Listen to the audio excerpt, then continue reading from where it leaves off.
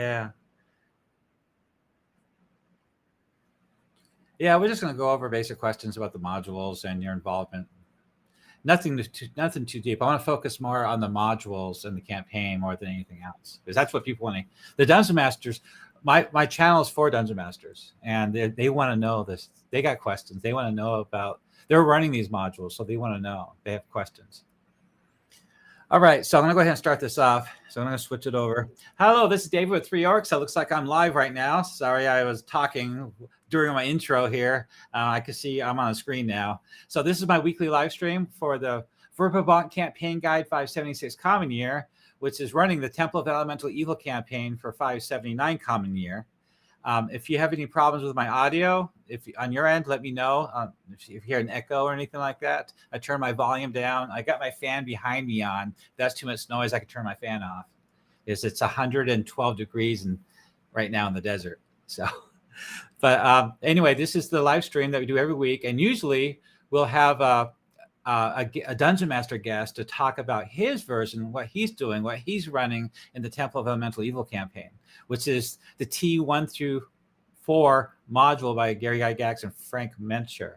And it's the second uprising of the Temple of Elemental Evil. Now, there's a lot of people running this campaign. I go over this every week in case we get new people to join us. A lot of people, not everybody runs theirs in the same timeline, but all the living Greyhawk locations and NPCs and organizations still exist no matter when you want to run your campaign. So you can really run this campaign in 594 Common Year, 599, whatever, no problem. I did change a few things for this timeline to run this module in the traditional timeline for Temple of Elemental Evil, but you can overlook some of those things, like Lady Osberry in 579 Common Year. She's 23 years old. You know, you can change that. But it's only been a few changes like that. But I try to stick to core as much as possible.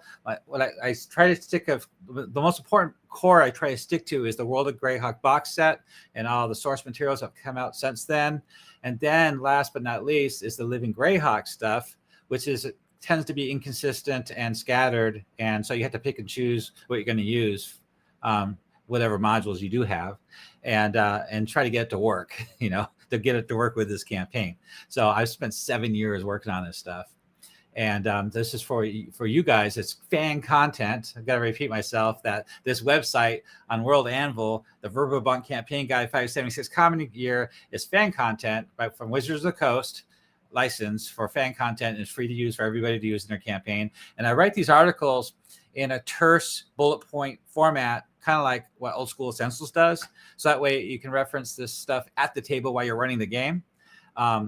And I always say this in every video, in case somebody missed it, that the original articles, I highly suggest you read them, because they're a great, massive slog of an article of endless text to read, which is enjoyable to read, but it's really hard to reference those kind of articles at the table while you're running the game. And that's where this comes in. So that, you know, like I'll have a brief article about St. Cuthbert or the Church of St. Cuthbert, things like that, and the races and different locations, you know, and like the village of Hamlet, Penwick, Etterbuck, the entire city of Verbobonc is done. So I have 13 villages in one city. I might do Divers soon. Whoever wants to get involved with that, let me know. But you're all welcome to come to the 3 Orcs Discord channel. We collaborate, work on this every day, all day long. This is pretty much my full-time job because I'm semi-retired. And as I write these articles and create these maps and artwork, I put it up on the Discord for you guys to review, to comment on, or add your advice.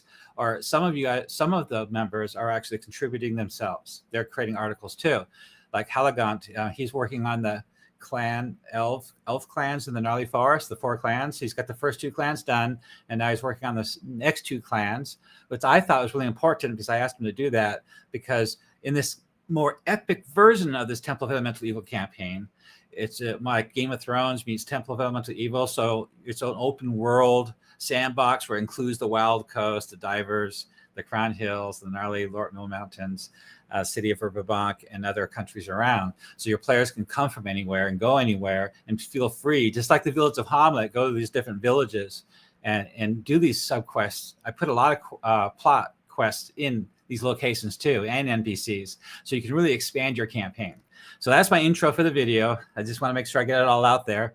And today we have a guest. So today we have Lon Ladman, I believe is how you say his last name. And I'm going to bring him on over right now. And he is a Living Greyhawk Triad member and author for Living Greyhawk modules back in the 2000s. Hello, Lon. Thank you for joining the Three Orcs Discord, Three Orcs channel. I'm glad to have you as a special guest. And please go ahead and introduce yourself and let us know who you are and your brief experience with Living Greyhawk in this campaign world. Hi, well, I'm Lon Lademan. I was part of the original triad for the Verbobonc region, which was Illinois. And I had the responsibility of dealing with the plot line we were to follow and taking a lead on module production. I was interested greatly in this area because I'd been running campaigns in Greyhawk for quite some time. And it was kind of a thrill to get picked to be a triad member. I can imagine. Yeah, it was an interesting meeting. I guess it was the first meeting we had with triads was at Winter Fantasy in 1999. And I met many of the other triad members at that time, and some of them would continue to be friends of mine for quite a while. And I still keep in touch with a few of them. Wow. 1999. That's when EverQuest came out. Yeah. 1999 is when people stopped playing. And I went to conventions and I visited the video game room because I had no interest in D&D anymore. And then they were showcasing EverQuest and giving away free copies. Yes. So at that time, instead, I was just goofing off, I guess, not doing anything with D&D. And here you are in touch with the people I should have been in touch with back then. Wow. Yep. Yeah, we had quite the launch at Gen Con in 20,000. Dang. Yeah, they had us come in on Wednesday for an all-day boot camp where they brought us into an auditorium. And this is all the triad members in the United States and North America. Not 100% attendance, but pretty darn close. And they all flew themselves in and got free rooms? Well, I didn't have a free room in those days. Oh. But we were given the basics of what 3rd edition did. The thing that kind of impressed me the most about it was the unified mathematic mechanic. You didn't have the, up and down scale where it's better to have a low number for this and a high number for that. It was all unified. Otherwise, it was kind of pretty much the same, but there were still differences. Yes. So after they went through the introduction, they took us into the arena, put us at tables, and a staff member ran us through a module. So we would get the idea of how you pace through using 3rd edition. We had 3 Greyhawk modules that had been written. They were core modules at that time that we were running. And it was our responsibility to be the GMs at the tables. I ran every single slot at Gen Con that year. Now that's 4 slots a day on Thursday, Friday, Saturday, and then the 2 on Sunday. That's dedicated. Yeah, I was supposed to get a slot off, but I had nothing to do. And you didn't get a free room for that? I used to run conventions back in the day too when I was with working with TSR. And they wouldn't give us free rooms unless you're an actual guest from out of town. But you get at least a free game pass for the convention, though, if you ran 2 slots. We got a free player's handbook. Oh, yeah. So Bruner said he showed us his. It came in like a black and white book. Well, that was the original one. The original that they mailed to us. We were given a brand new copy right out of the cases that were delivered to the convention. Oh, wow. Did you have it signed? Didn't think of things like that in those days. Yeah, I can imagine. You could probably sell it for a lot of money. That's not my thing. Yeah. Well, that's cool. You happen to be at the right place at the right time. And I wasn't. I had no interest at all. I didn't even think it was a thing, to tell you the truth. My life was totally not there at that time, and I came late to the party. I started working on this campaign 7 years ago, and with YouTube and everything. But I had Hexacon. Hexacon was my con, and I went to the last one they had, and it was pretty dead. The whole scene was really dead. A lot more people are interested more in video games. But when 3rd edition came out, though, I ran 2 campaigns in 3.0 and 3.5, so I'm very familiar with it. And I also am very familiar running tournaments at conventions. So they had to make sure that you guys, the Dungeon Masters that were running the Living Greyhawk modules and writing them, had to be consistent for that 4-hour slot, right? Mm-hmm. Yeah. And then who is in charge of the Verbobonc canon, the lore, the beginning, the baseline?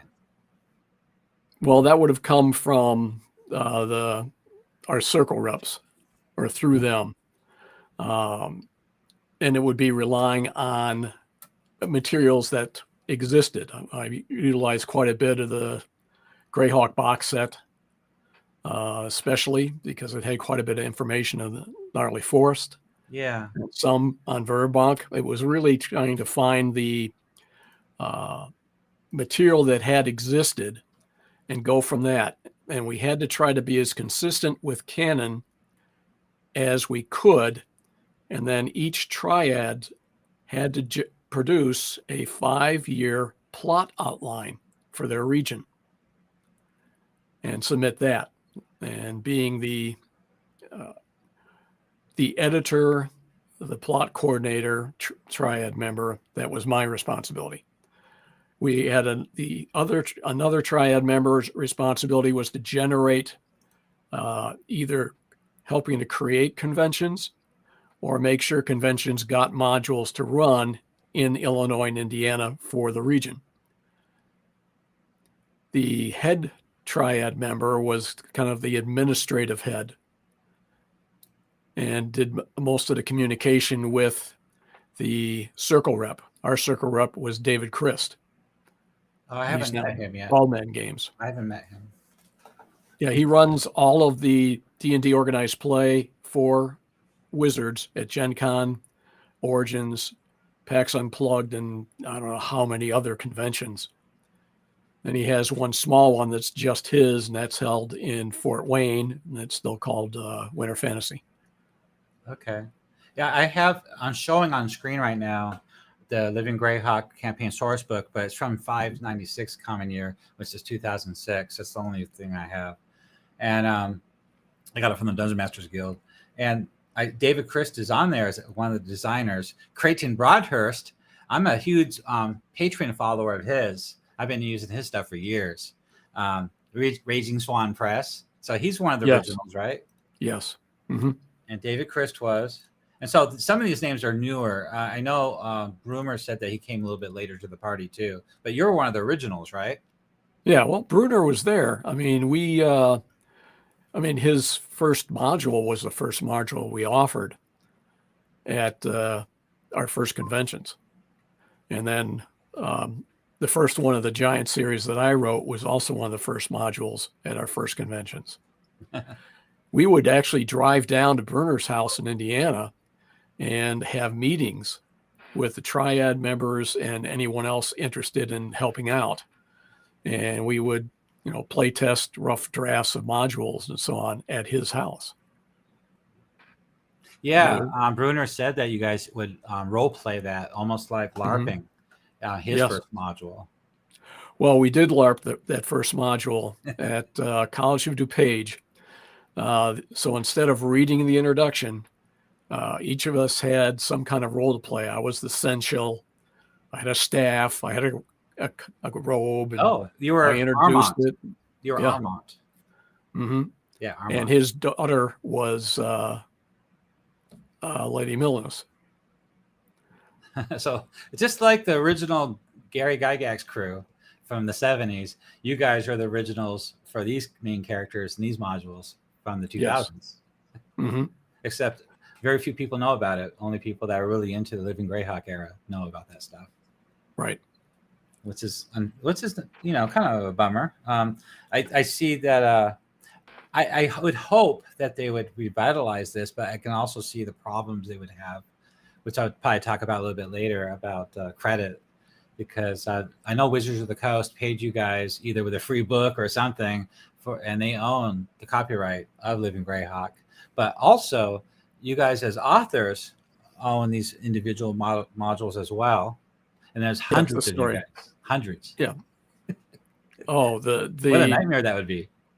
The number of modules produced in Living Greyhawk just was like an explosion of mixed creative talent, I'll have to say, because some of the modules I edited needed editing. Yes. And we turned them into something that would be better, or at least up to standards for a good mod to play at a con. Yeah, Rick Brumer said they had quick editing. Editing only focused on running the game at the con, not as a written module. So he has some trouble with the editing sometimes. Well, I've seen that myself when I'm trying to put this stuff together. Yeah, I had to do quite a bit of filling in. I remember that I would oftentimes get a module submitted, and it would be it had everything there, but not completely fleshed out. And my job was to try to make sure it was fleshed out well enough that anybody that was going to DM it would not have any problems. So we had certain standards of format. We had standards of how it should be blocked out. So I had to make things fit the template. Got it. Yeah, it needed. Yeah, I see that in the modules. There's a lot of DM only information there for help you to run it, and it's pretty much standard throughout all of them, which is great. Mm-hmm. Yeah, I think the work, the inspiration behind Verbobonc Campaign is really good, because Rick Bruner mentioned that he didn't want you guys were told to stay away from the Temple of Elemental Evil and Nold, and to expand the rest of the area with more adventures in that timeline. And I understand that, and I think you guys did a wonderful job with the ideas that you guys had with these modules. I think it started off very strong, as you can tell from my interview with Rick Bruner a couple weeks ago. I just overjoyed with his module and how the whole campaign starts, and also yours with how you handle the political problems with the gnomes and some other modules that you wrote, connecting all that. And I've been pulling in ideas from all those modules as rumors and behind the scenes things that are happening in the campaign. And I think and all the groups I've run so far in my campaign have been really excited about it. It was really interesting. It was really engaging, and they really got into it. And they're really strong characters. And I'm glad you enjoy them. Yeah, I appreciate you guys came up with this.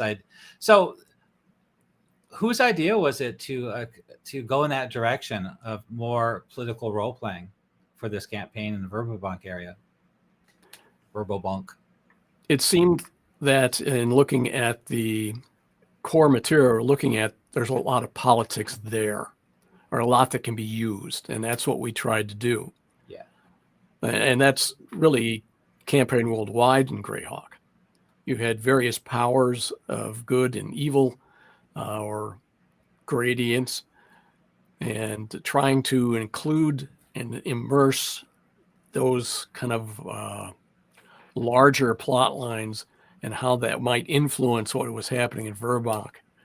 It was something we wanted to draw in.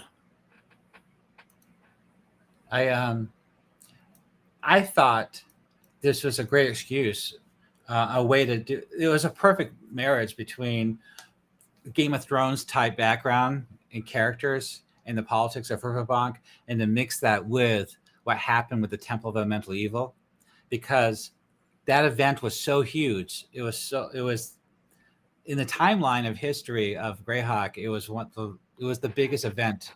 They say in the history of in Greyhawk that Battle of Emery de Meadows is the largest event. there's like nobody in the Flyness that doesn't know about that battle. And what happened during that time in the first uprising, and what happens in the second uprising, supposedly in the module, if you play it out, it is really big and involves a lot more than just a dungeon, a lot more people than just the characters and leaders of the dungeon of the Temple of Elemental Evil. Because I explain this all the time in my videos. It's like peeling back the layers of an onion. They're not getting their supplies, their prisoners, and their recruits in a vacuum. And they can't do that on their own. They need a lot of help. And so not only do they employ and leverage bandits, brigands, and pirates, but there's got to be somebody big out there besides Uis, so, in the society level of lords that's helping them. And that's where that material from Living Greyhawk really comes together, because it helps me flush out who these lords are and what they're doing, their personalities, their activities, what's going on with the Viscount, and also the other surrounding countries too, and other geographical areas. And the Living Greyhawk material really pulls that all together, so you can run an epic sandbox version of the campaign, not just the dungeon as a dungeon slog, killing monsters and looting the treasure. Right. It fits into a much. Oh, I'm sorry. I thought that was perfect, and that's why I was all excited to talk to you guys about what you were thinking when you put that together. And I had some more Pacific questions about the Pacific modules too, in case people like myself wonder. We have questions about some of those modules. I was hoping we could go over as well. Certainly. Answer what I can. So it's really fascinating hearing you. First, I want to welcome Cooperative Waffles. Thank you for joining the channel. I'm glad you're here. And also, it looks like Hearn the Hunter's here as well. Thank you. If you guys have any questions at all for our guest, Lon, who worked as a triad member of Living Greyhawk, and these modules that we're using to expand this campaign with, please ask away in the YouTube chat, and we'll ask him here while we have him, because you don't always are able to get a guest like this, and we should take advantage of it while we can. Now, I think I'd like to start off with so Noble Ambitions was the first module, and this is what starts my campaign. So when we talk about starting the Temple of Elemental Evil module, I talk about this in my videos too. Different dungeon masters can start their campaign in different ways. The traditional way is hit them with bandits outside of Hamlet. They go to Hamlet and follow up on the rumors and find out where the moat house is. Another way is you could start your players in the Wild Coast and the Slavers, and they're following a quest line to get to Nold, Hamlet, the Viscounty. And so they're going back and forth through the Wild Coast, through the Gnarly Forest, through those clans of elves and humanoids. So there's a lot going on. Or your party, the Dungeon Master can start their party off in Divers. And there's a direct connection. The Forest Road connects Divers to Nold. So there's a lot of ways to start this campaign off, and other ways I didn't even mention. So that's another reason why this Living Greyhawk locations and NPCs and organizations are very useful for pulling this all together. So Noble Ambitions, I always start my campaign off in the city of Verbobonc, and I use Noble Ambitions and a couple others to start my campaign off with. So not only do I have Noble Ambitions done, on the right-hand side, you see all the subplots. Basically, I have 8 encounters already created, articles, all the way up to they get to the Hall of Osbury, where they have a banquet and they spend the night, and then the next morning they take off on their own and leave behind the noble and go off into the Fens of Tor. That's where I stopped. And I also created 4 side quests. So who did St. Cuthbert? I got to look up your name again. I have some questions here. So Lon, I know you did the whole Sheer Knob thing, which I do want to talk about. The Giants on the Move, the Decisions at Sheer Knob, Giants on the Move, and Games Afoot by Lon Lad. Is it Lademan or Lademan? Lademan. Lademan, got it. Thank you. I didn't get a chance to look up your other modules. Can you tell me what they are real quick so I can put your name by them? Well, there are 4 in the series. Yeah. And there were more after that I had a lesser role in writing. I had to kind of drop out at one point because things at work were getting more intense, and I had to spend more time with that. Oh. Games of Giants on the Move was the first. Games afoot, a Bigfoot was second. Silver Moon was third. Oh, Silver Moon. Mm-hmm. Okay, I got that one. And Decision at Sheerknob was fourth. Decision at Sheerknob was fourth. And those are the only ones you've done so far that you did during the Living Greyhawk days? There were more that were not directly part of that particular plot line, but might involve a minor point connection with it. Well, I do have a big question. Somebody asked me this a couple of days ago when they knew you were coming. I put it up on screen. The VER I-301, Divide and Conquer. Who wrote that module? Actually. Divide and Conquer. I think that's the big battle at the end with the giants. We did a number of big modules like that. Many of them were interactives. Yeah, that's what. It was a module played out with all of the players at once. It's the first one for year 3. That would be one I edited. You think I could remember? Because I don't have that module. Boy. I don't have it. Let me see if I got it. I'm really curious about it. Divide and Conquer. See, my campaign hasn't gotten that far yet. So that's why I don't have it developed. I have let's see, 4 groups total so far, and as far as I got is 4th level, and they have not gotten to Nob yet. Well, if I go searching for that mod, I might click myself off of this. I don't want to do that. Yeah, you don't want to do that. So anyway, somebody asked me if we could ask you if you were involved with Divide and Conquer 301, I-301. I would be the person who edited it, and if there's anything to keep it consistent with anything written prior to it, I would make sure that was consistent so that the development of the story matched what had happened so far. We really want to know what happened. So I told Randy about what's going on with DM's Guild. So DM's Guild allows us to create Greyhawk content now. It's like starting 6-8 months ago.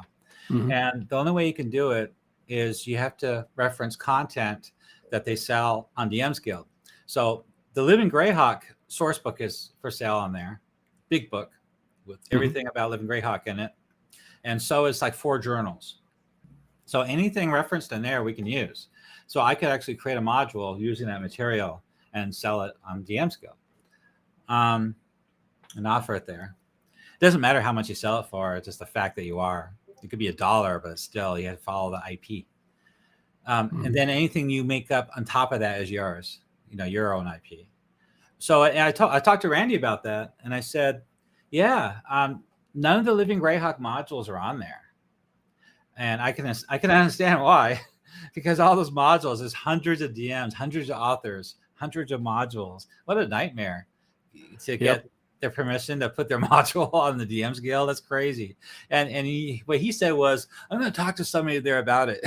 I said, good luck. Although it's a lot.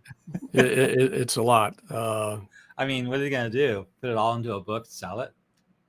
You can't. All those authors. Oh, it's amazing. I actually have access to almost all of them from each region. Just because I've tried to, we trade off and things, and some people archived them. And so I've got quite a few. I don't know if it's complete, but it's pretty darn close. It was just really fun running into other triad members. We could not play within our own region. Literally could not be a player in our own region. I forgot about that. The character I played in other regions was from Verbobonc, but I could not play in Verbobonc. Yeah, I can see how you could write up the background pretty well. Yeah.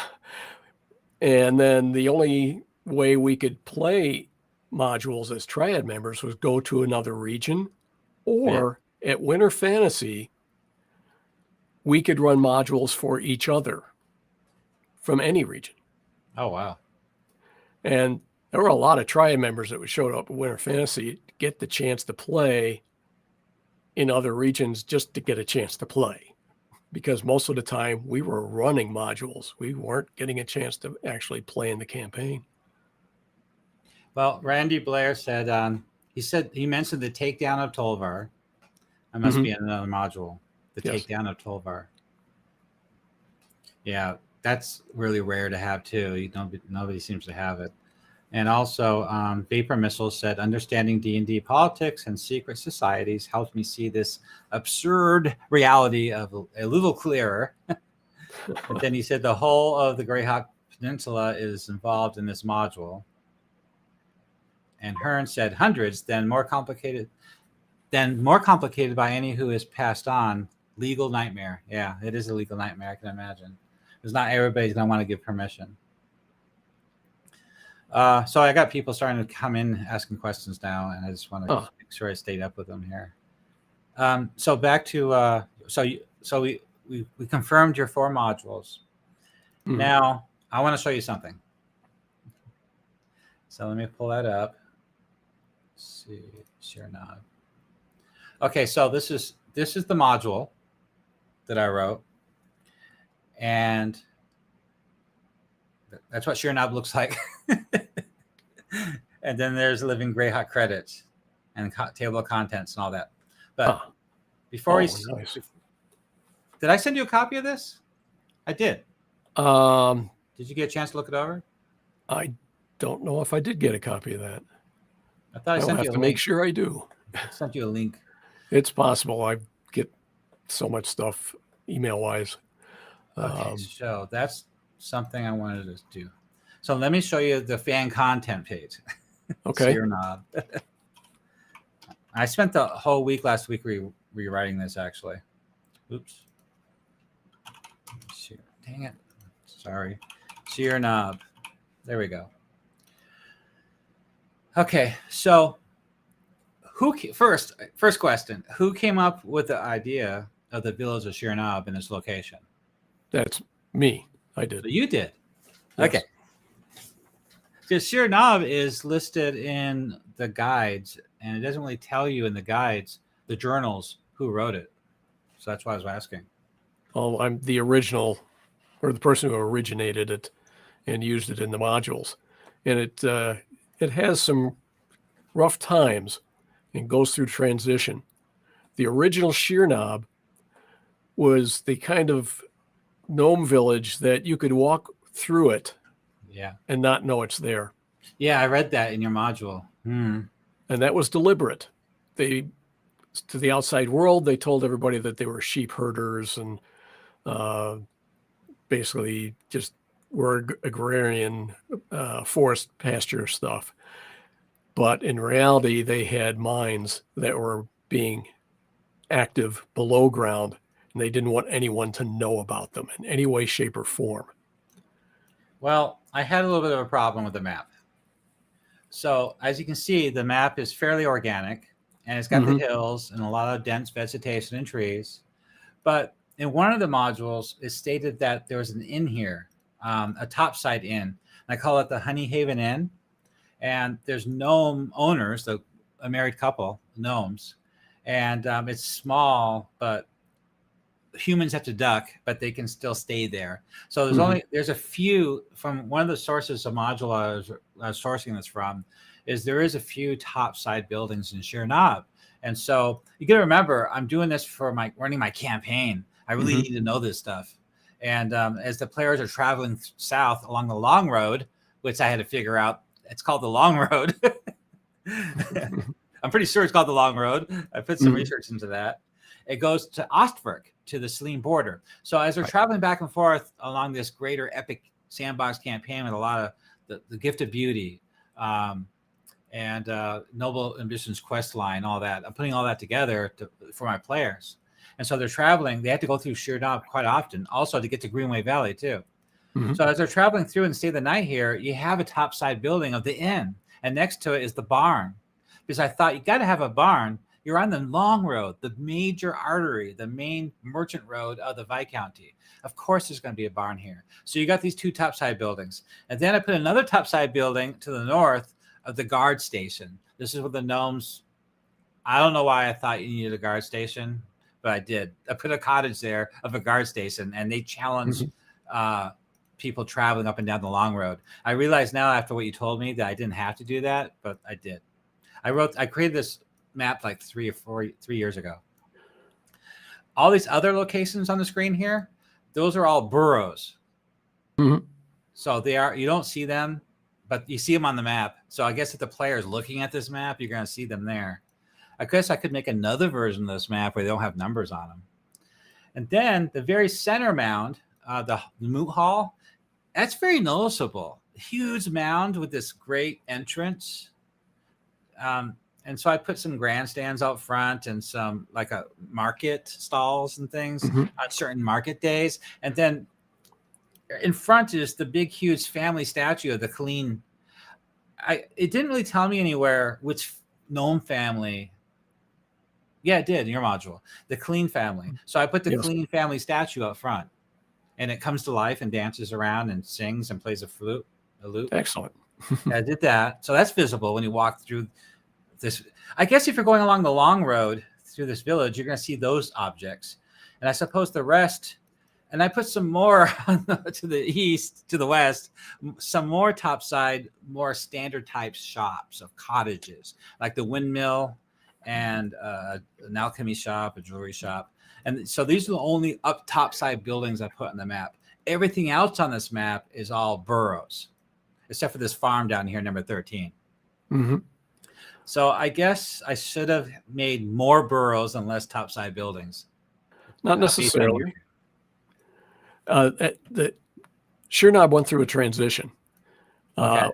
When the characters first enter it, it's pretty much an obvious gnome settlement, but it's kind of hard to see where everything is because it's just kind of fits into nature, even the moot hall at that point. But after the giant attack on it that defeated the gnomes there, and they were chased out, and after a while it gets repopulated, there's a return to Sheernab, and there's a module for that. Yeah. Which I did a little bit on. There's not the need to do that anymore, and I not felt that had to be done. We also had within the region, people could design their own inns and villages, and we had a town contest and so on. I don't recall Sheernab being done within that context, but it would have transitioned to something more substantial, more like what you've done. So I don't think what you've done is at all out of line whatsoever. Except for one problem. What? Here, let me see the full article. So each location has a full article. So the Honey Haven Inn got some artwork, some characters, some description, some flavor text. I always add flavor text so you can read that to the players when they first get there. They say, "Hello, welcome to the inn." I usually put a menu. So on the right-hand side is the Honey Haven menu. I'm really good at making menus, so I always make sure I make a menu for every inn in the entire campaign. Nice. And I got the services and pricing, political relationships, and that's the local Gertie the halfling bard comes in and entertains once in a while. I realize he's a little bit large for a halfling, but that's the best I could do. But anyway, on the right-hand side is flavor text for her. And she has her own article too, by the way. Every character has their own articles as well. So this is the thing. I had to get this done. And based on the modules and limited descriptions and different modules saying different things, I really had to I always use Village of Hamlet as a baseline where, I want to make sure there's enough expand. I want to make sure there's not keyed areas and NPCs in the village to be useful for a dungeon master. Even though I don't expect the dungeon master to use all of it, but at least it's there for them to use in case they need it. And so I just went for it, and I spent 7 years on this. And so that's basically what I'm trying to say is I know it's not exact probably to what you envisioned, but I did my best to. Okay, the problem is this is 579 common year. So what you said, this map should be from what, 599 common year, from what you said. Probably. Yeah, I thought so. Oh well, sorry guys. I don't know if somebody's using this campaign in a later timeline, it's perfect for them. They can use it. It doesn't have to be as you envisioned either. You know, No, it could be anything. You can scale it back as a dungeon master too, but the map is the map. I could take the labels off to make it more hidden. You know, we have some questions though. So okay. Randy, we already asked him if he knew the author of Divide and Conquer, but he doesn't know. So he said he did edit that, but he doesn't have the notes in front of him right now. Maybe we'll get that information later. And he also said, yes, gnome rents are invisible to people who aren't familiar with them. Yep, I see that. I put stone casings around each of the entrance of the doors into the. The reason I did that is because on the map, it helps. Where's my map at? Is that it? Dang it. Sorry. The reason I did that is because I wanted it visible on the map, fairly visible for the dungeon master, so he knows where these locations are. I didn't want to make vague map objects that you couldn't really see. And so that's why I did that. I wanted to make sure that the entrances of these rents were somewhat visible. Also, I put chimneys on top with smoke coming out because I thought that'd be cool. So Damien, hello, David and Lon Helligant here. Damien Edwards, he's a big supporter of this project, and he writes a lot of articles, and he's the one working on the 4 clans of the elves in the Gnarly Forest. Oh. And he's written for Living Greyhawk before. He's got a lot of experience in this. So he's a great value. He gives a lot of value to our project, and I'm so grateful for having him. Let's see, Damien said, "I'm curious though, as the eventual trajectory of the sheer knob, I seem to recall that the giants succeeded in driving out the gnomes and burning the village in 594 common year. I think. Did they return and rebuild? And I think you answered that already. Yes. They did, and we did have a return to Sheerknob adventure. I'm not sure if that's the correct title right now, and I don't want to call up all my files on that because knowing how I fumble with technology, I'd disappear. But there was a module of a return to Sheerknob and reunification. That had something to do with it too, I believe. The way I look at those modules for this particular campaign is they're possible future events. So the players are very active at the beginning of all this. So they'll directly affect the outcome of what could happen in the future. So the return of the sheer knob getting destroyed and coming back and, the modules later on could or could not happen depending on how the campaign goes, what the players do. So yeah, we did have Gnome's return. We did have Gnome's return. There was a monument to those who gave up their lives at that battle. And so what you've been telling me that you've done with it seems to be pretty fitting. Okay. I don't have any major issue with it. I'm glad you say that. That helps, as I know. Like on 3 Orcs Discord channel, I get a lot of guys that are really, they swear by canon and they live by it, and they challenge me all the time, and they always ask for the source. Randy, he always asks source. It's important. Yes, it is. Source. I go, you look at the source. I'm writing an article. I don't have time. Every time he asks for me for a source, it takes me like 30 minutes. And I could have wrote an article in that time. Oh, gee. It's driving me nuts. So lately, I've been adding sources to some of my articles. So the problem I have with this whole project is I started it off as a private project, It wasn't available on the internet. It's just for me. It's my elaborate DM notes for running the campaign. Then I decided, oh yeah, Wizards of the Coast will let me release it as fan content, so I'll just do that. So I started converting it over, rewriting everything as fan content, and making sure I put at the bottom of every article is this. Ta-da! Every article has that. So, are you guys on there? Yeah. So it's fan content. Yeah, use it however you want. But yeah, so I'm glad you. So okay, about the modules. So after Noble in my campaign, after Noble's ambitions, they make their way through Hamlet. They follow up on the rumors there. They track down the Moat House, and then I have Malib, the gnome from Chernob. I think it's Malib, or it's another name. He comes to Hamlet and begs the adventurers to come to Chernob to meet with the head gnome for a mission. That's how your module starts, right? Right. So that's what I do. So I get them down to Chernob, but sometimes I don't have to because I'm also concurrently running the Gift of Beauty quest line, and they already have a quest plot hook to go down and see Lord Delavue to find out what happened to the Gift of Beauty. So they're already traveling in that direction for that reason.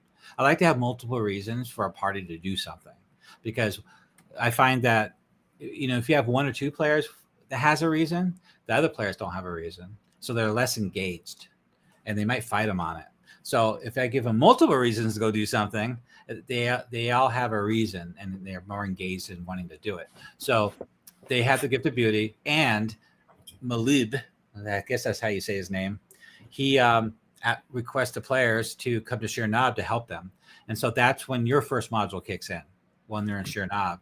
And so they go scout out that giant fort. I got a good question for you. I know Hologon's paying attention to this one. So this is the map of the Viscounty. My maps are based on Anna Meyer's maps, but unfortunately, her maps don't zoom in enough. They're not as detailed. Every hex on this map is a league, so it's a lot more zoomed in because so much is happening in this small area. A lot. All these modules, all these activities, all these bases, Temple of Elemental Evil bases, and things like that. So there's a lot going on. So the Noble Ambitions gets them here to the ancient Sul ruins on the right, to the east. And if I go down to Chernob here, so we have a good question here, right there. Is that where you envisioned that giant hideout to be, the abandoned mine where the giants are? Actually, I envisioned it to be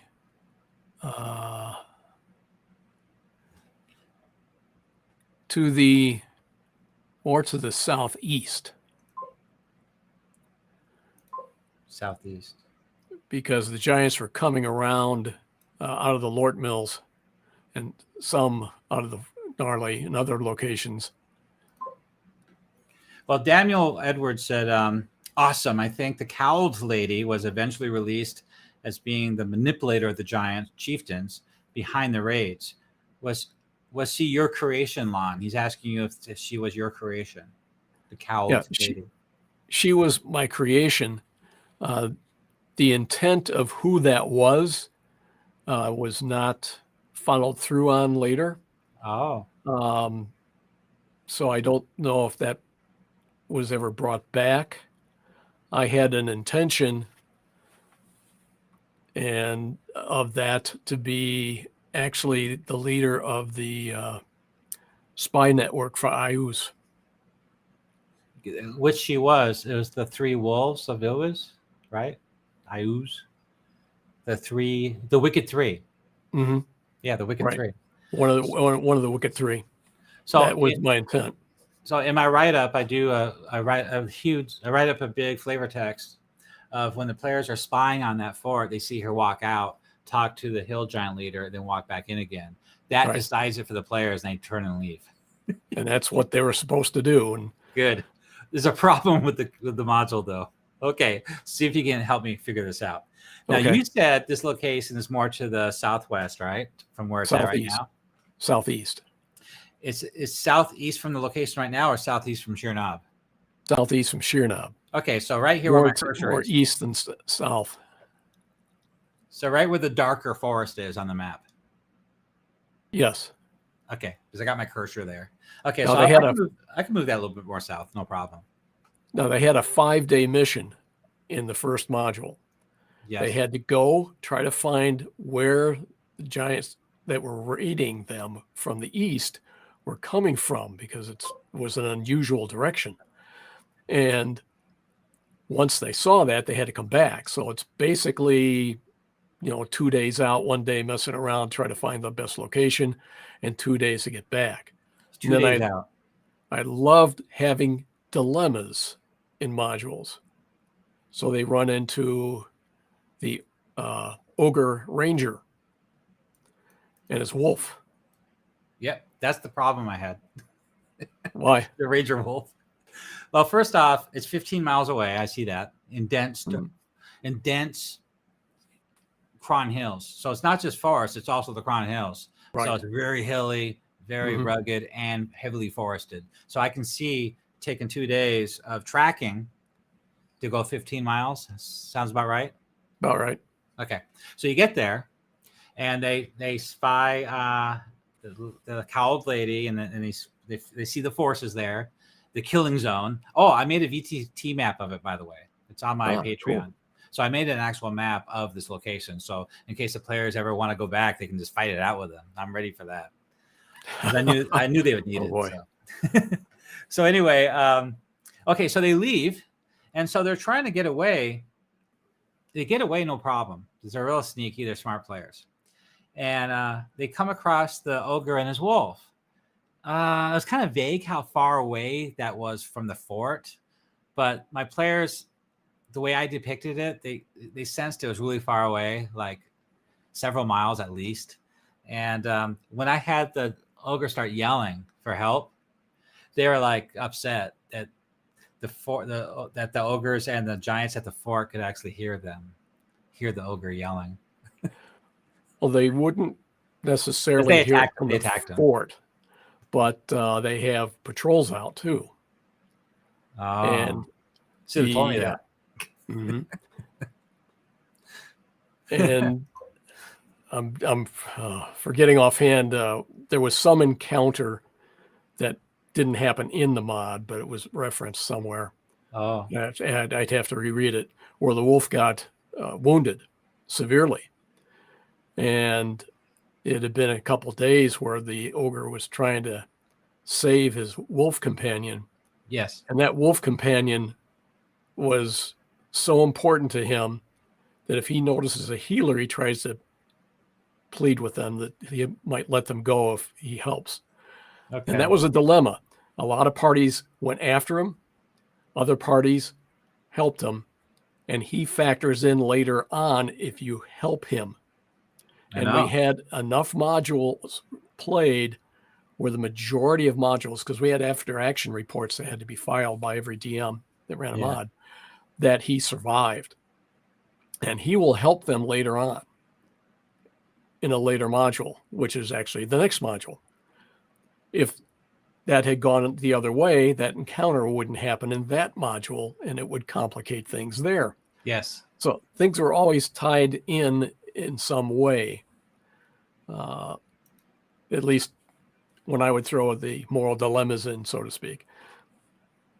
Unfortunately, my party attacked him, and he tried to yell for help, but I just hand waved it after that. I didn't want them mad at me. Fine. They started arguing. Okay. That certainly happened. It happened when I ran the mod that that parties attacked him, and it happened when I ran it that they didn't. And I played it accordingly. Their agency is to do what they want to do and play it out as what would happen. So basically, let's see. We're all running these, and basically, I've been using this as fan content, and I rewrite everything in my own words using Living Greyhawk as source material. Mm-hmm. And I haven't done anything with the only thing I've done with your module so far is, besides create the village, is at the beginning I wrote a story from Glendadark. And by the way, how do you spell Glendadark?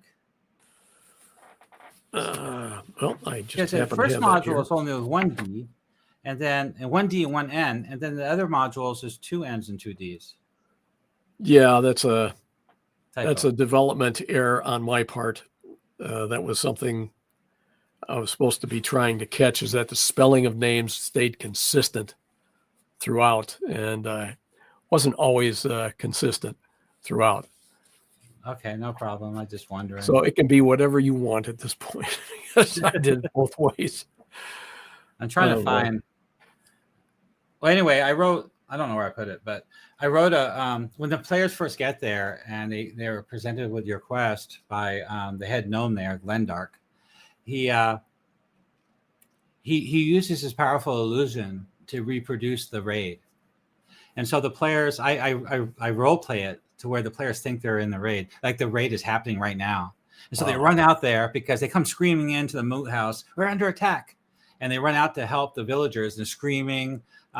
3 hill giants coming across from the forest with a whole battle battalion of Blackthorn orcs, and they're attacking the village. So the players are ready to defend them, and they're only like second level at this point. And so they're getting ready, and just as the hill giants start charging in, full charge with the big clubs coming at the players, and I rolled a hit, and I hit, and I said, "Oh, plus 10 to hit." I really, play it up. Like, oh my, and I start rolling all those damage dice. I never had a hill giant hit anybody yet in this campaign. This is fun. I get my dice to get ready to roll it, kill all these second level players. Then all of a sudden everything just kind of disperses and vanishes, and they find themselves back at the moot hall again with Glendark looking at them. And he's saying, yeah, that's what happened a couple days ago. So I threw that little role-playing scene in there with an illusion as watching a movie, but they participate in it like virtual reality. Oh, that's awesome. That's what I did. I wish I thought of that. Yeah, it's a really good scene. Good. It scared the heck out of the players. They were terrified. They thought, this is it. It's over. We're dead. There's no way we're going to survive this.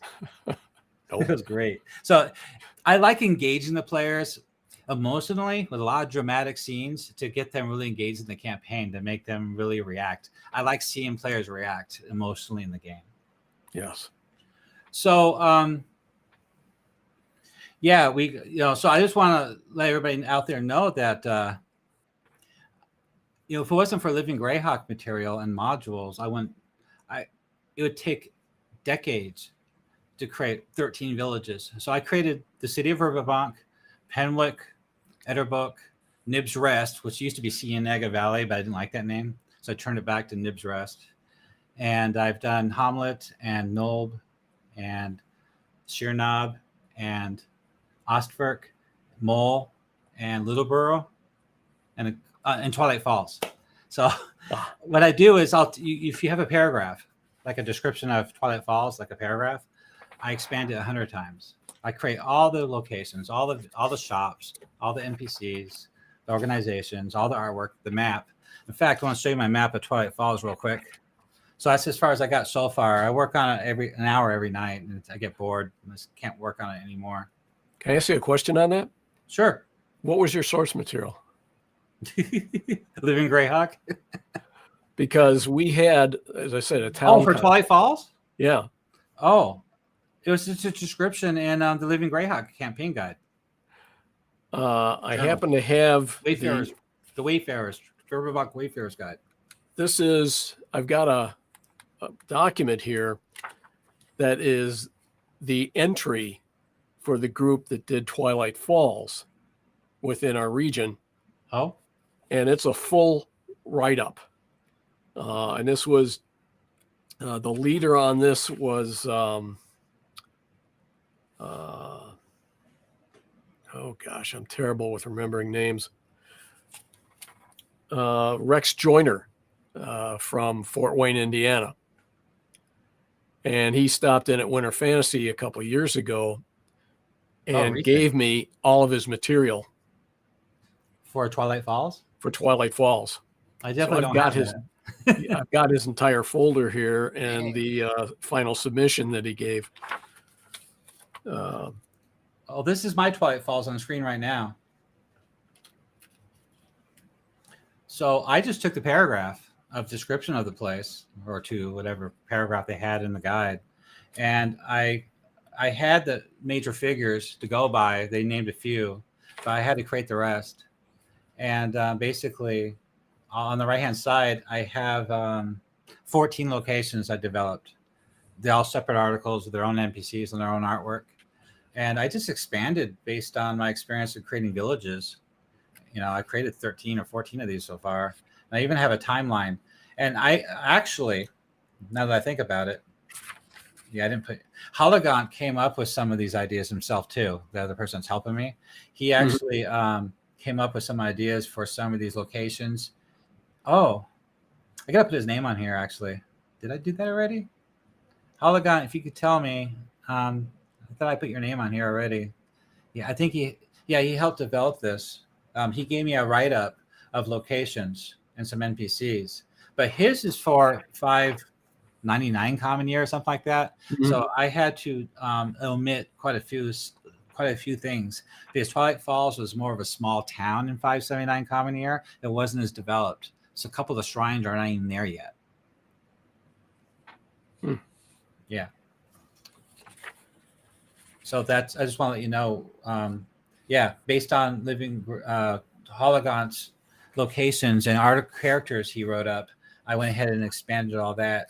And not only do I expand it, but I have to integrate it with the rest of the campaign world, all the other NPCs and organizations out there. You know, I can't, I make sure that all these locations aren't in a vacuum, that they're related to everything else too. You know, so with the mounted borderers and the rangers and the druids and the lords of the Verbobonc and divers. So you have a total write-up on Twilight Falls from another DM? Well, this was done as part of our contest as a region where people could put together towns. And Rex Joyner got a group together to do Twilight Falls. I'm trying to see if I got enough.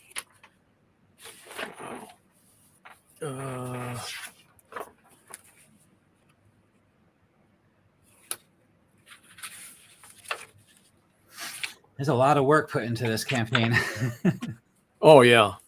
Quite hundreds and hundreds of hours. Thousands of hours. The Shop Tavern in here, in their submission, is the best shot. The best shot. Yeah. My tavern's called, I got two taverns. The Weary Woodsman and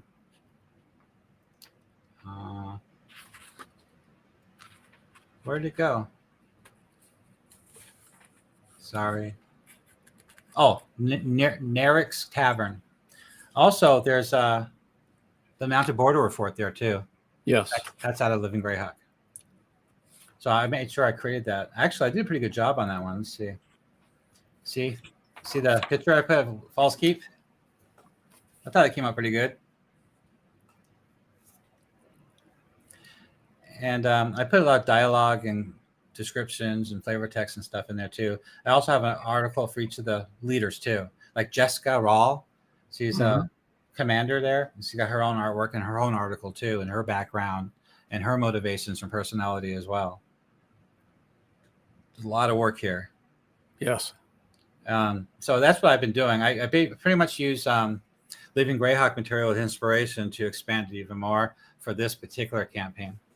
And I try to do it in a neutral tone to where a Dungeon Master that's not running his in 579 common year can still use this stuff.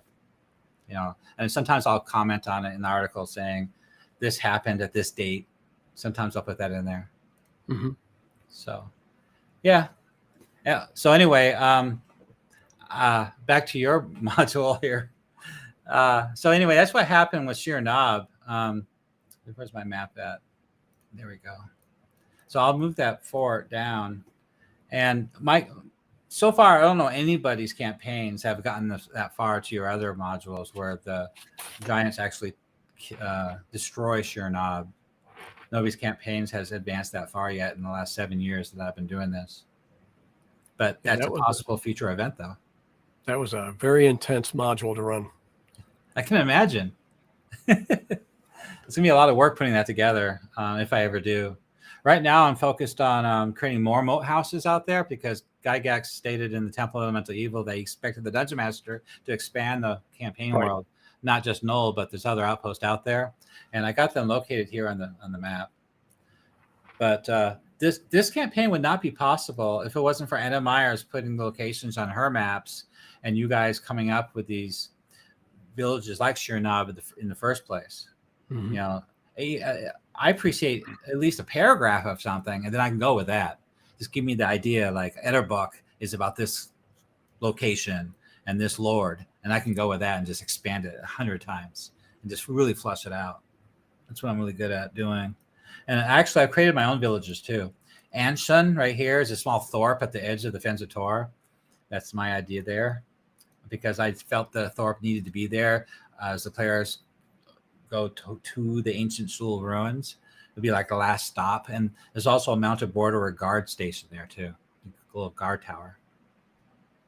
So things like that. It's a big labor of love, you know, and it's people out there really appreciate this stuff, and they think this is a godsend because they want to run this epic campaign at least once in their lifetime to create big memories, you know. Well, I can hardly agree with them. I ran, I think, 3 Greyhawk campaigns in that area prior to me becoming a Triad member. Just, you know, using whatever material I had to kind of put together, and then do things starting in City of Greyhawk and branching out, and starting in Hamlet and branching out. They didn't last years or anything, but that's what one of the people that played in one of those campaigns ended up being the main Triad member when we started. His name was Michael Breslin. And he said, "Hey, Lon, you going to apply for a Triad member for this new living campaign?" I said, "Well, I've thought about it." He says, "You got to do it." So we did it together, and we both got picked, and well, you know what happened. Yep, I did. I wish I didn't miss out on that. I was heavily involved in the late 80s, but, you know, I just didn't know that was happening at the time. So that now that we've covered your modules and what I'm doing with it in this campaign, I'd like to know. Well, first off, I probably in the articles of Sheernab, if I were to take the adventure you wrote, those adventures, and put them as paying content up on this website so people can run it in my own words, I'll rewrite them like I'm doing with the Noble Ambitions. Mm-hmm. And I could put your credit there. I just want to know if you are interested in giving me permission to do that for other people to run this adventure, but not the actual module. You know what I mean? There's probably, well, there's at least 6, maybe 7 modules that deal with Sheernab in some fashion. Yeah. And in fact, I just, my son came down and reminded me of Decision at Sheernab, which was VER 3-07.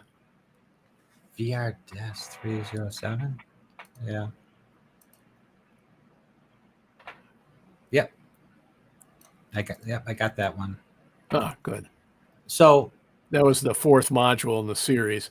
So that's the return, where there's the beginning of, if I remember right, rebuilding. Or either that, or it's the destruction of the village. One of the two. It might be reunification. And there is a module that is entitled let's see.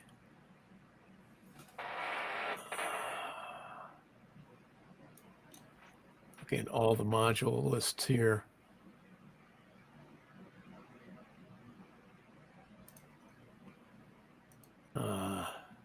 So many mods.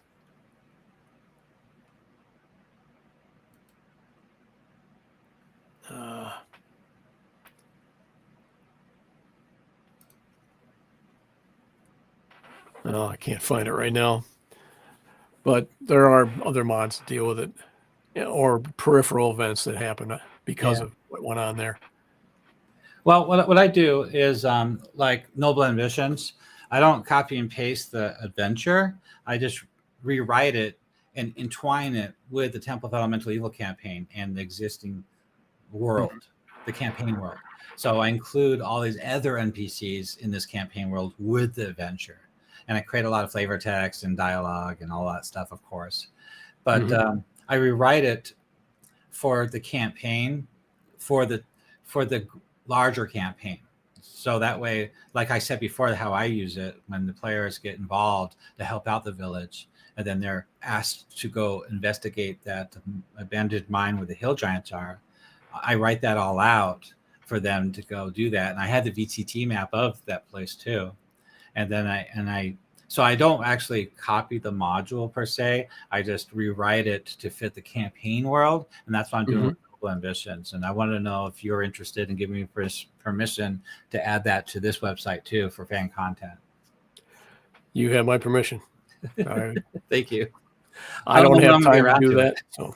I don't know when I'm going to get around to it. I usually don't do anything unless the Dungeon Masters ask me, because depending on where they are in their campaign, and I get on it. Like, I need something over in Littleborough. Can you do it for me?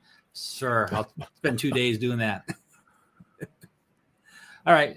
Thank you. I'll probably do this the first one just to get the scouting mission done, just to start it off, and to add. The reason I do it is to add flavor to the world, engagement to the Cyrano. That's why. Just to add some more side quests and stuff. I think that was all the questions we had. If anybody had any questions about the module, I want to know. I want to wrap this up by talking, Lon. So, what have you been doing lately since living Greyhawk? I know you mentioned working on other projects and companies. Right. I mean, for a while, I was very heavily involved in my professional life. I was a classroom teacher, and I did some leadership things there. Did a lot of curriculum writing, and that writing took me. I could not do that and do the writing for Verbobonc, so I had to make a choice. And since that was my livelihood, that won out. Same thing with me when I was with when I was with TSR, working with TSR on the West Coast. There was no money to be worth doing, so I went back to college and I quit for those reasons too. And I did get involved in tabletop gaming retail side of the industry. I'm still with that. That's all been done on a part-time basis, and I find it as a retirement job. It's great because I sell fun. I get to talk about fun things with people that are having fun at conventions, because I'm a convention vendor for a chain of stores. I'm also, shall we say, I work in trying to get the stores to have a greater reach for RPG experiences.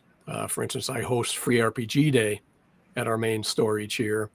We're going to be doing Dungeon Crawl Classics Day next month at that store for the first time, and I'll be hosting that. I'll also be doing Learn to Play events for Dragonbane and Shadow Dark. I'm in a campaign, a book. DCC campaign with one of the road crew, but his job now has got him so busy we haven't met in months. I like different systems. I like not running things, but playing in things of different systems. Yeah. I attend conventions and file reports. I report back to my management team and the owners. My crew of people, which is myself and my older son, we're the convention crew. We get sent to the retailer workshops done by distributors. We, do reports for that.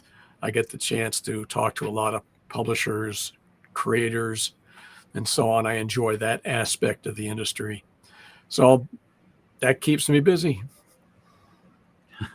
Sounds like you're semi-retired. Yes. In fact, I'll be going to EggCon coming up pretty soon in Lake Geneva.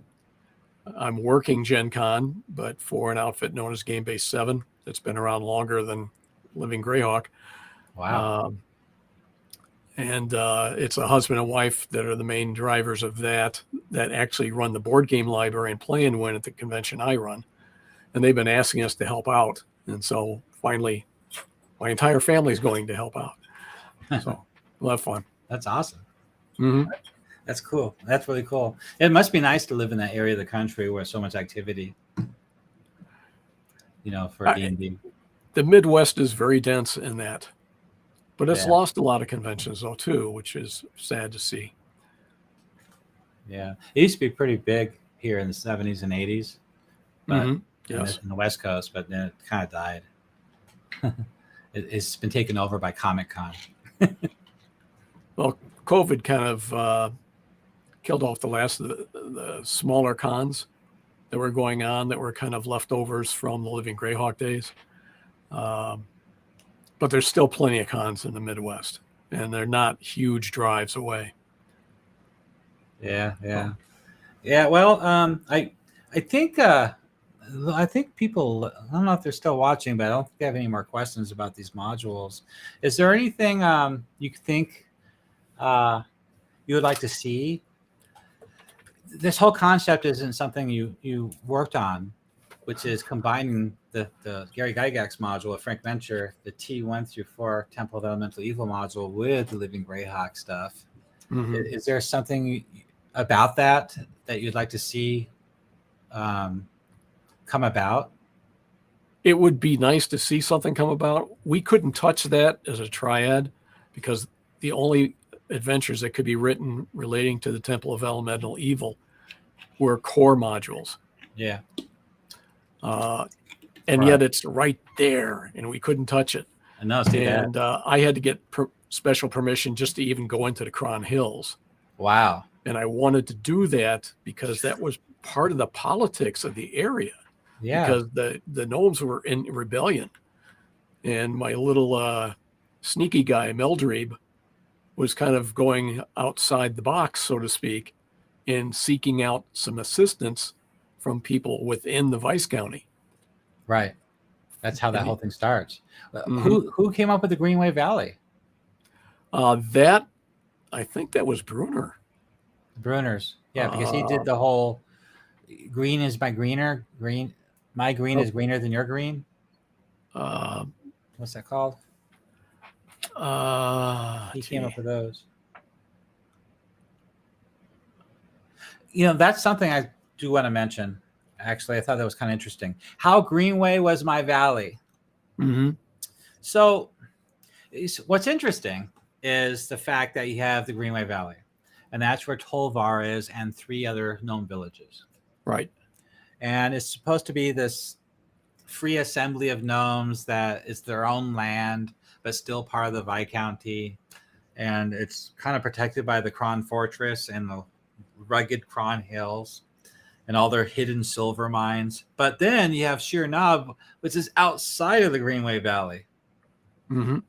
And I noticed that. And so putting all that together politically, the political relationships, I had to put a lot of thought into that too, because, I had to consider the campaign as a whole that's going on, the lords and all the politics and all the rumors and stuff, Mm-hmm. how Sheer Knob relate to Greenway Valley gnomes like Prince Jim. Does Prince Jim really care about Sheer Knob? So Healing isn't really a clan that was talked about in the Greenway Valley, but I decided to add them as a house as a clan in the Greenway Valley too. I think they're kind of outliers. There were small gnome villages far to the east, and Sheer Knob's one of them. And it's just a small settlement. And there were a couple of others in the area that I loosely reference in my modules. but didn't really detail out. So it's just all part of the Cron Hill gnome, spread. Okay, I get that. I Population. had to put some thought into that for sure. Yeah, I did have to put some thought into that. That's why I asked, because I had to actually think about that for a while. Also, another thing I had to think about a lot was Ostburg. A third of Ostburg or more is gnome, just like it's like Sheer Knob. It's like half of it is Sheer Knob type village, with Right. gnome rents and burrows, and there was never a clan name mentioned in any of the Living Greyhawk lore. So I actually had to create my own clan Knackle. So I created Clan Knackle, and I called the main borough, the Moot Hall, I called it Gem Home. And that's fully keyed in Nice. Ostburg right now on the website. Got it. So I had to create another clan because of that, because nobody ever made one up for that location. So there's a lot of things to consider when putting these together it's really interesting. You guys make these modules for tournaments at the conventions, and it's kind of like you're in this vacuum of your adventure, just pulling information from the core modules. But and some of the Dungeon Masters were correlating with other Dungeon Masters and their adventures too much. Some of it lore is a little bit off. And so what I noticed is when you guys wrote these, you weren't considering this as the entire full campaign setting for a group to run this as a sandbox, to go anywhere you want and interact and engage any way you want. That you guys are creating this adventures to be a set adventure with a very narrow focus of 1 or 2 or 3 sessions, and then it's over. And so I had to take that idea, the angle of how you guys wrote those, and expand them into the greater campaign to fit together, to entwine it with all the other entities out there to get it to work together. It took a lot of effort and work to do that, to figure that out. Oh, I can definitely see that. Yeah. It wasn't really our job to develop it to that kind of extent. We did do a lot of things with interactive events, where we would have a mini module or something that was an interactive, Yeah. just specifically written for a particular con. And that would have content that was not going to end up in a module because either A, it wasn't a long enough storyline or whatever, but we wanted to add content to the campaign. I remember I wrote up some material on an interactive adventure in the city of Greyhawk that involved the merchant houses, and another one that involved an extension of those merchant houses in Rhinehurst. Oh, wow. We got a couple of people in our Discord that are very interested in Rhinehurst. If you're willing to share information about Rhinehurst, I'm sure they'd be very grateful. They're trying to write up Rhinehurst right now. They're trying to write it up. The way what little we dealt with Rhinehurst is it was kind of like the not exactly the most lawful town in the Vice County by any stretch of the means. A lot of intrigue. Renee were a major, kind of secondary community there, as well as along the river and Renfolk. Yeah, Renfolk. Sorry. Yeah. So the interplay between them and the merchant houses was a political. That's interesting stuff. That's the stuff needed for expanding this campaign. That kind of information, that kind of lore. And the woods to the east or south of Rhinehurst, we kind of had that as an area where lycanthropy was an issue. So, we did that factored into a different module I wrote, or I had to add the beginning part of the module to it. I don't remember which that involved that. So, I thought that was all in the Ironwood to the north.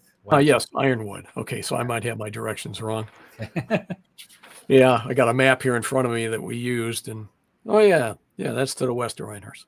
Yeah, Randy's working on that right now, and he said that Woodstock doesn't even exist yet in the 579 common year. So just, stuff like that we're having problems with. Mm-hmm. But yeah, Castle Esteval was south of Reinhurst. Yeah, on the river.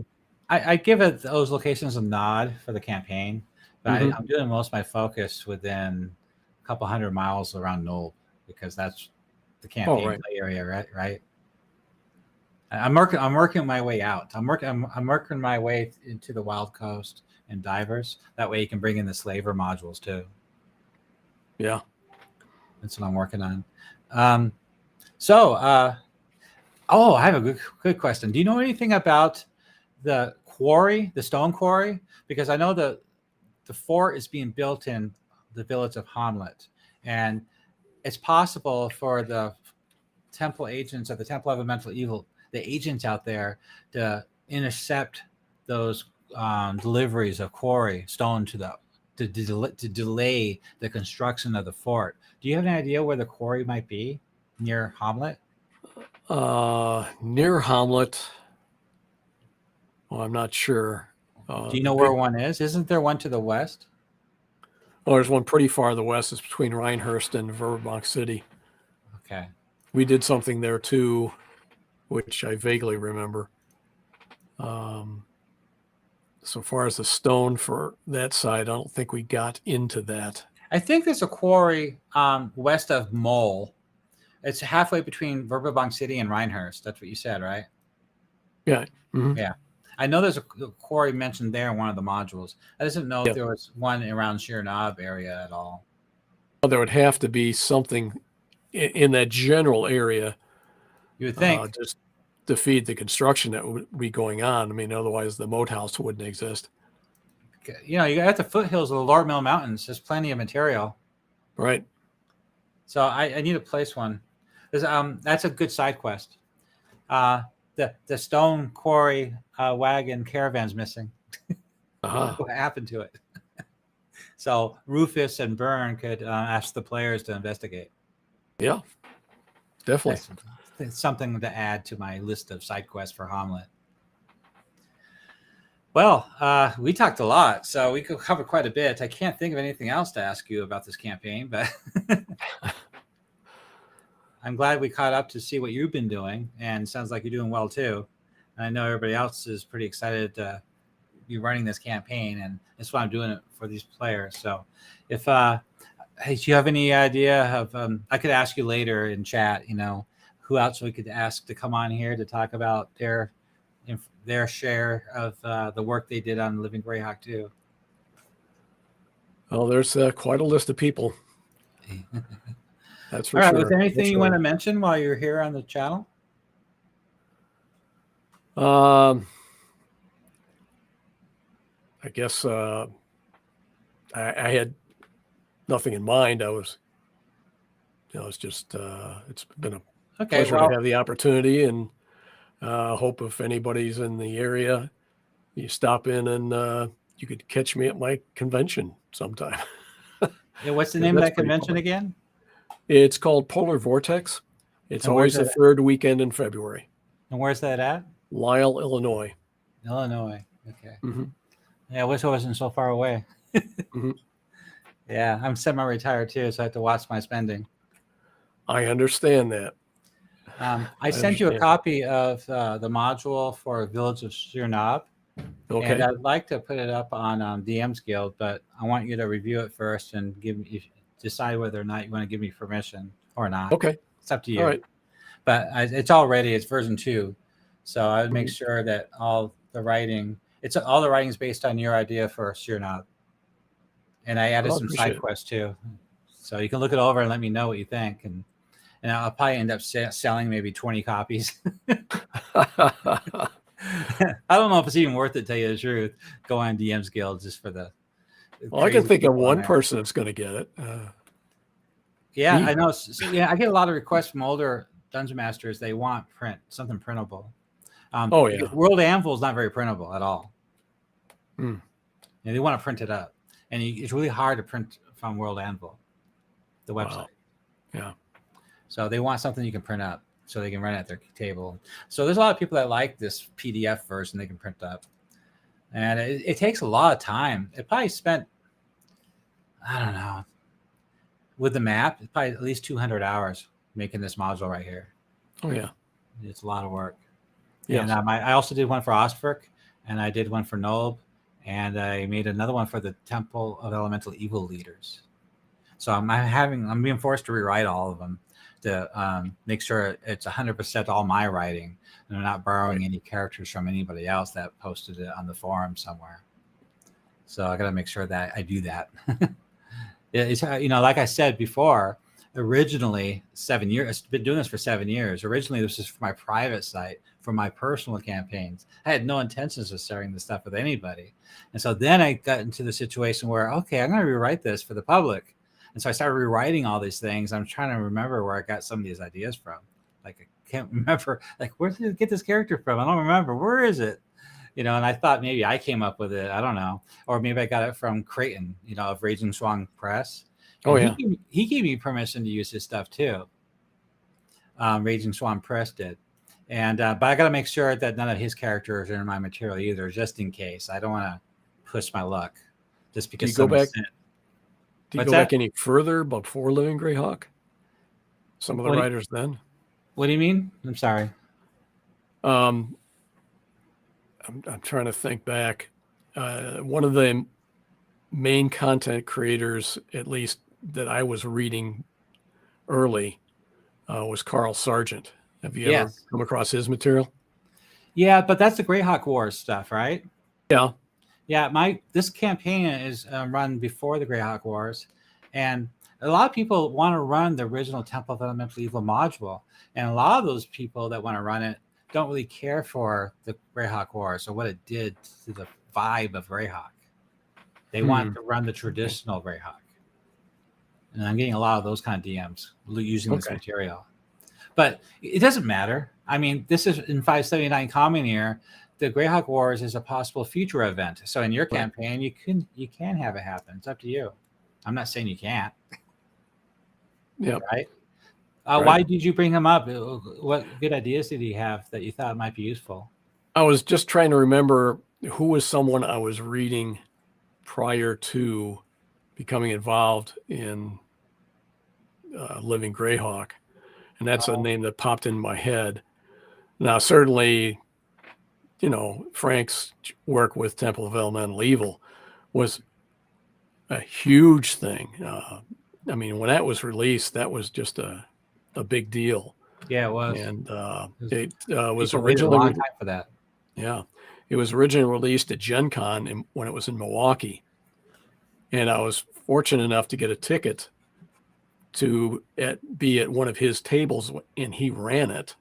He ran like 2 or 3 sessions, I think, and I was able to get into the table on one of those sessions, and he was our DM. That was really something, at least to me at that time, because it was, oh, wow. That was exciting times. Yeah. I remember when it came out, we were so excited to play that. Back in those days, in the early 80s and mid 80s, I would buy a module at the store and run it that night. Yeah. Yeah. My players demanded to play. We got to play tonight. We'll give you an hour to read it. Let's go. Yeah, I used to do the same thing. God. Monty Hall campaign, like you would not believe. I had a wizard fighter that had a quiver of magic wands. Just pull them out. Yeah, like 12 magic wands. That's crazy. Those modules, we ran all the modules and they had a lot of treasure, a lot of loot. Mm-hmm. So you collect all of them, never use them up. Because don't you guys want to use your stuff? No. Bring those potions. You already have like 50 of them in your backpack. Back in the day, might need it later. Back in the day, there were people. The Living City was the big organized play campaign back before Living Greyhawk, and I remember a guy who he had a binder of all the magic swords he had accumulated, alphabetized, all the certs. And I was like, "You're kidding me! How do you get all that stuff?" Wow. So, I mean, that was part of the culture at that time. Oh, I just got rumor just now in Discord. Somebody said that they noticed that it looks like, I guess, Wizards of the Coast maybe, or maybe it's DM's Guild. I don't know who it is, but they're releasing their own Hamlet and Nold and Moat House adventures, and they're running them at conventions right now. I don't have anything to do with them at all, but it's first I've heard of it. I ran across I ran across a mention of that, and I was like, I should look in that further, but then I never got back to it. Oh, I don't know if they're talking about Greyhawk Reborn or not, because I know Greyhawk Reborn's doing that. No, and he allowed me to use his maps in Hamlet, like the Welcome Lands and a couple other locations in Hamlet on my fan content website.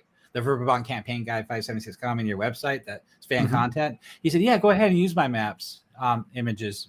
You can use them on there, no problem. You know, I can't publish a module with his artwork, of course, then he's going to want money. Yeah. But I think that's what they're doing. I think maybe that's what that rumor is for them. I'm not sure, though. Yeah. I'm curious. I came across it.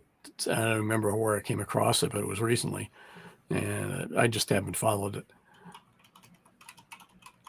Oh, well, I don't really care. This website is what everybody needs and wants for their campaign. So I just focus on that. And I might throw a few modules up on DM's Guild just to make some side money to help pay for all these, I spend too much money. All the tools I have, like World Anvil is $50 a month. And, I pay like $300 to $400 a month in subscription fees to all the tools I use, and Patreons. I Patreon other people too. I pay them. It's like those map objects I use in my maps. I pay them Patreon fees too. So I got money going out. It'd be nice just to get it back and pay for my coffee at the coffee shop when I'm writing this stuff up. That would. And get a cookie. Oh, well. Okay, well, it looks like we wrapped up pretty nicely here. Thank you for joining the live stream. It was really interesting, a lot of fun to talk to you about this stuff. Sorry, I dropped my earpiece. Oh, I was saying thank you for joining the live stream. This was really fun and very interesting talking to you about the old days of Living Greyhawk and the modules that you wrote. It was really good interview. Well, I hope I could supply something. Thank you. I appreciate it. Okay, well, I'll let you go. We've been talking to almost 2 hours now, so thank you for joining, and I'm going to let everybody go to bed for the night. Get off here. Well, thank you. Thank you for joining, and nice meeting you, and I hope we talk again sometime, and I'll talk to you more in Facebook too. Oh, sure. All right. Well, good night. Thank you. Good night. You have a good night. Bye, everybody. Bye.